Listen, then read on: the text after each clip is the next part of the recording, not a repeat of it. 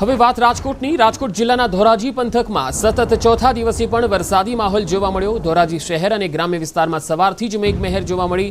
ધોરાજી શહેરના station road, Jamnavad road, Jetpur road, Junagadh road, Galaxy Chowk, Aveda Chowk વિસ્તારમાં વરસાદ થયો। ગ્રામ્ય વિસ્તારોમાં જેવા કે ભૂખી, ભૂતવડ, ફરેણી, નાની પરબડી જેવા અનેક ગામોમાં વરસાદ થઈ રહ્યો છે। સતત 4 દિવસથી જે વરસાદ થઈ રહ્યો છે, આજે ચોથો દિવસ છે, ત્યારે જગતનો તાત ખુશખુશાલ જોવા મળ્યો।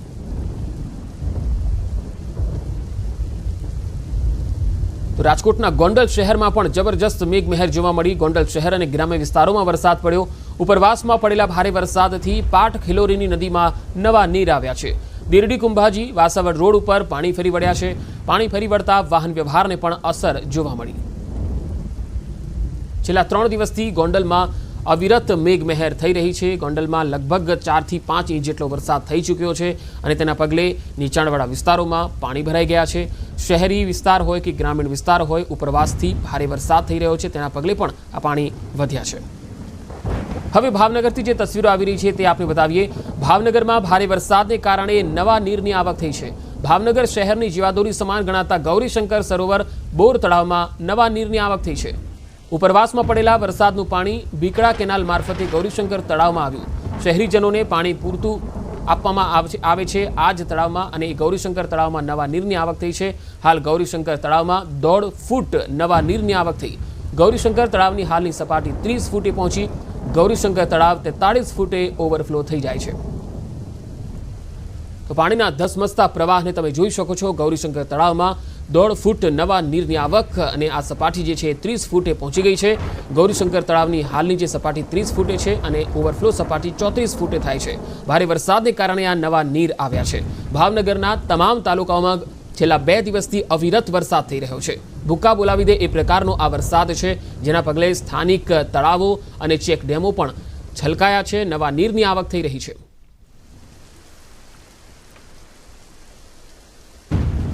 તો ગૌરીશંકર તળાવ 43 ફૂટે ઓવરફ્લો થાય છે અને હાલની જે સપાટી છે 30 ફૂટે પહોંચી છે।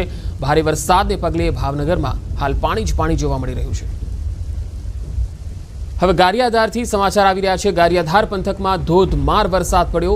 2 ગામના કાચા મકાન ધરાશાયી થયા। ડમરાડા અને વીરડીમાં મકાનમાં પાણી ઘૂસી ગયા। ગારિયાધારના વીરડી ગામે કાચા 7 મકાનોની અંદર પાણી ઘૂસી ગયા છે। લોકો બપોરના સમયે જમતા હતા, એ દરમિયાન વરસાદી પાણી ઘરોમાં આવી જતા ભાગ દોડ જોવા મળી। આ તસવીરોમાં તમે જોઈ શકો છો। અહીંયા રીતસર લોકો ભાગ્યા હતા, કારણ કે અચાનક ભારે વરસાદ અને જે કાચા મકાનો હતા તે તો ધરાશાયી થઈ ગયા, અને સાથે સાથે કેટલાક મકાનોમાં તો અચાનક પાણી આવી ગયું। જ્યારે લોકો બપોરે જમતા હતા ત્યારે અચાનક પાણી આવ્યું, એટલે લોકોમાં નાસભાગ જોવા મળી હતી। ગારિયાધારના ડમરાડા અને વીરડીની આ તસવીરો આવી રહી છે। આ બંને ગામમાં જે કાચા મકાનો હતા તે આ ભારે વરસાદને પગલે અને ભારે પવન ફૂંકાવાના કારણે ધરાશાયી થયા। અહીંયા લોકોને પણ નુકસાન ભોગવવાનો વારો આવ્યો છે।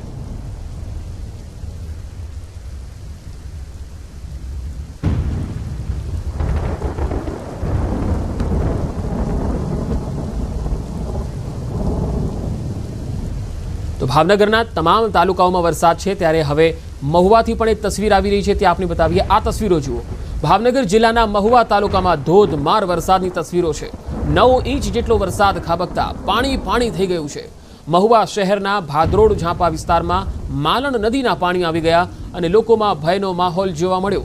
અંદાજે 9 ઇંચ જેટલો વરસાદ વરસતાની સાથે મહુવા શહેરના રોડ રસ્તા પર પાણી ફરી વળ્યા છે। હાલ તમામ પાણી ધીરે ધીરે ઓસરી રહ્યા હોવાથી લોકોએ રાહતનો દમ લીધો છે। તો મહુવા બાદ હવે વાત સિહોર પંથકની પણ કરી લઈએ। સિહોર પંથકમાં 12 મેઘ ખાંગા થયા। ધસમસતા પાણી વાહનોમાં જે વાહનો છે એ આ પાણીની અંદર તણાતા હોય એ પ્રકારના દ્રશ્યો। આ તસવીરો જુઓ। સિહોર ગામના રોડ પર પાણી ફરી વળ્યા। ભાવનગર જિલ્લાના સિહોર તાલુકામાં પડેલા વરસાદથી ગામમાં પાણી ઘૂસ્યા। સિહોર અને ઉપરવાસમાં પડેલા સારા વરસાદથી સિહોરના ઘાંચીવાડ વિસ્તારમાં ઓટો રિક્ષા અને વાહનો તણાયા। સિહોર ગામમાં અનેક રોડ પર પાણી ફરી વળ્યા। વધુ માહિતી મેળવીએ। ભાવનગરથી સંવાદદાતા નીતિન ગોહિલ જોડાયા છે। નીતિન, સિહોર સહિત તમામ તાલુકાઓમાં ભાવનગરમાં વરસાદ છે। હાલ વરસાદને લઈને સૌથી વધારે તકલીફનો સામનો કયા તાલુકામાં, કયા વિસ્તારમાં છે? જે પંકજ વાત કરીએ તો હાલ તો જે ભાવનગર જિલ્લાના જે કાળુભાર નદી આવેલી છે તેમાં અચાનક ઉપરવાસમાં સારા વરસાદને લઈને પાણી આવતા જે ભાવનગર જિલ્લાનું જે ચોગટ ગામ છે અને ચોગટ ગામની આજુબાજુના જે ગામો છે એટલે કે ચોગટ, રતનપર, ધારુકા, આટી, ટીંબા અને ધામાણા જે ગામોના રસ્તાઓ બંધ થયા છે અને સંપર્ક વિહોણા થયા છે.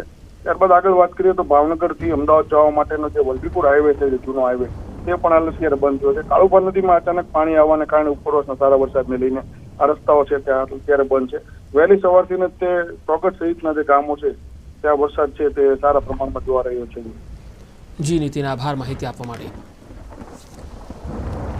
અને હવે બોટાદથી તસવીર આવી રહી છે. બોટાદ શહેરમાં ધોધમાર વરસાદમાં એક કાર તણાઈ ગઈ. આ તસવીરો જુઓ, એક કાર પાણીમાં કઈ રીતે તણાઈ રહી છે જોઈ શકાય છે. બોટાદ શહેરના મધ્યમાંથી પસાર થતી ઉતાવળી નદીમાં નવા નીર આવ્યા.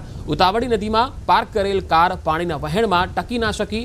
પાણીના વહેણ સાથે પાર્ક કરેલી કાર તણાવવા લાગી હતી. રીતસર તમે જોઈ શકો છો કે કાર તણાઈ રહી છે અને તેના પગલે કાર માલિકને નુકસાન ભોગવવું પડ્યું. હવે ભાવનગરના સિહોરથી તસવીર આવી રહી છે. સિહોરના ગામડાઓમાં જળબંબાકારની તસવીર આવી રહી છે. વરણ, બુઢણા, સુપડા ગામે ધોધમાર વરસાદ પડ્યો છે. નદી નાળા તળાવો છલકાયા છે. ટાણા ગામનું મોટું તળાવ પણ છલકાઈ ગયું. ટાણા ગામમાં જળબંબાકાર જેવી સ્થિતિ છે. લવરડા, બુઢણા જેવા ગામો છે એ સ્થળ ત્યાં જળ એ પ્રકારની સ્થિતિ જોવા મળી રહી છે. આ તસવીર ભાવનગરથી આવી રહી છે.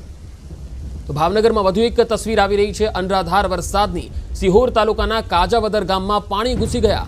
ગામમાં આવેલું મંદિર વરસાદી પાણીમાં ડૂબ્યું છે. ગામની અંદરથી નદીની માફક વરસાદનું પાણી પસાર થઈ રહ્યું છે.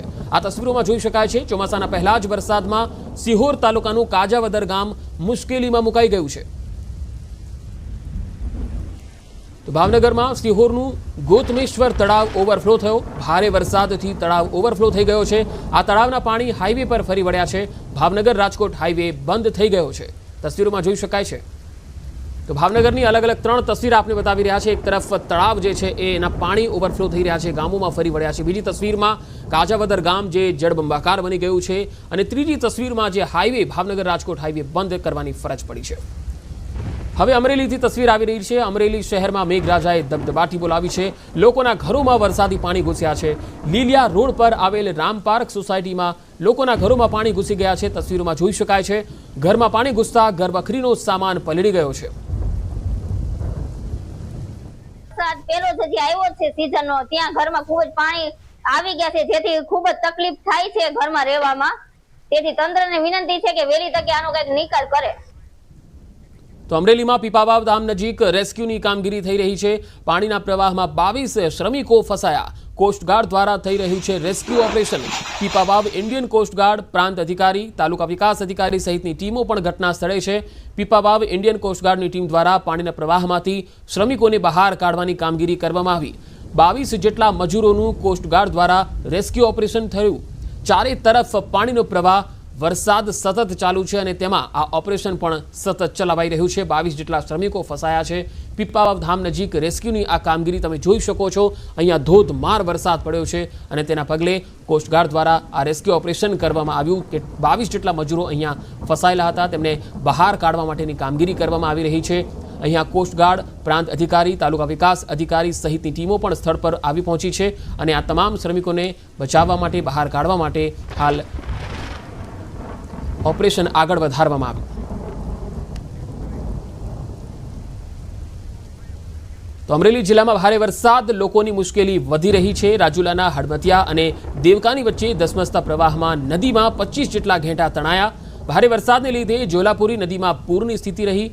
25 જેટલા ઘેટા બકરા તણાઈ ગયા, પરંતુ સ્થાનિક લોકો દ્વારા 10 જેટલા ઘેટાનું રેસ્ક્યુ કરવામાં આવ્યું. નદીમાં ભારે પ્રવાહ હોવાથી 15 જેટલા ઘેટા તણાઈ ગયા. વધુ માહિતી મેળવી અમરેલીથી સંવાદદાતા રાજન ઘડિયા જોડાયા છે. રાજન, એક તરફ રેસ્ક્યુ ઓપરેશન પણ કોસ્ટગાર્ડ દ્વારા કરવામાં આવ્યું, એક તરફ પશુઓ તણાયા છે, શું વધુ વિગતો? બિલકુલ, કેમ કે જે રીતે છેલ્લા 48 કલાકથી સમગ્ર અમરેલી જિલ્લામાં વરસાદ પડી રહ્યો છે તેમાં અનેક લોકો પ્રભાવિત થયા છે. ખાસ કરીને ગઈકાલે બપોર બાદ જે વરસાદ પડ્યો તેમાં પીપાવાવ ધામ નજીક જે 24 લોકો ફસાયા હતા તેમને કોસ્ટગાર્ડ, પોલીસ અને સ્થાનિક તંત્રની મદદથી કાલે સાંજે બચાવી લેવામાં આવ્યા છે. આ સિવાય કેટલાક પશુઓ પણ તણાયા હોવાની ઘટના સામે આવી છે. બીજી તરફ 2 બસો પણ ગઈકાલે પૂરમાં ફસાઈ હતી. આજે રાત્રિ જી રાજન, આભાર માહિતી આપવા માટે. અને હવે નજર કરીએ વરસાદની તસવીરો પર।